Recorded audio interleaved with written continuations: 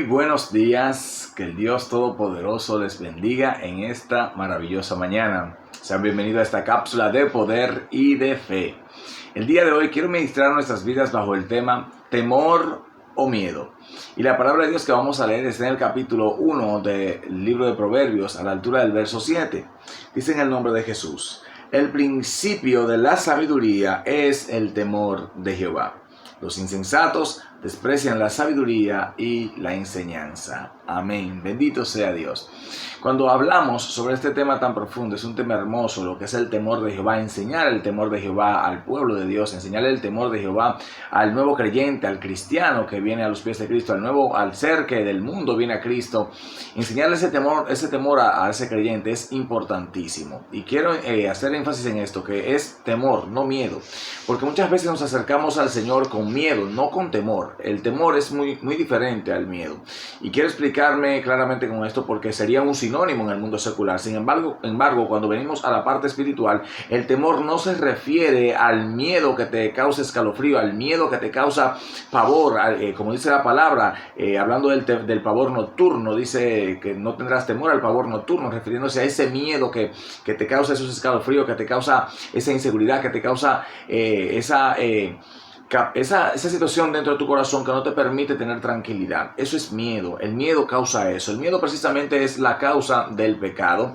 Y vemos, por ejemplo, en el Edén, cuando Adán peca, que Adán se esconde de la presencia del Señor, no lo hizo por temor reverente, no lo hizo por temor, sino que lo hizo por miedo. Él tuvo miedo de la presencia de Dios y se escondió de Dios al saber que Dios podía destruirlo porque había desobedecido la ley de Dios. Y esto es claramente por causa del pecado. Ahora, cuando hablamos de temor, nos referimos a ese respeto, a esa reverencia que tenemos nosotros hacia la santidad de Dios, hacia la persona de Dios. Ese temor nos lleva a nosotros a considerar profundamente los dichos de la boca de Dios y lo que la palabra de Dios ha manifestado en nuestra vida en este tiempo.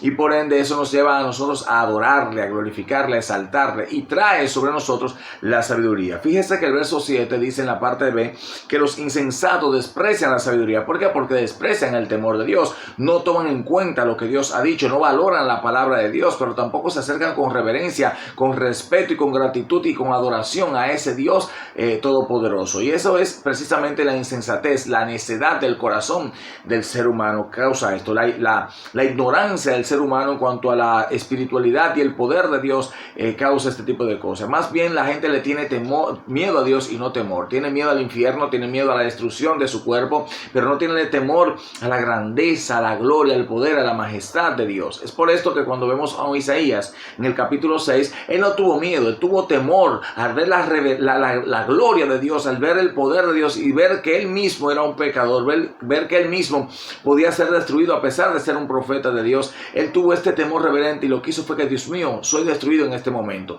Manoa, el esposo, también el papá de Sansón, en un momento dado también tuvo temor en su corazón al darse cuenta que con quien hablaba era el ángel de Jehová. Daniel tuvo también temor reverente y se inclinó ante la presencia del Señor.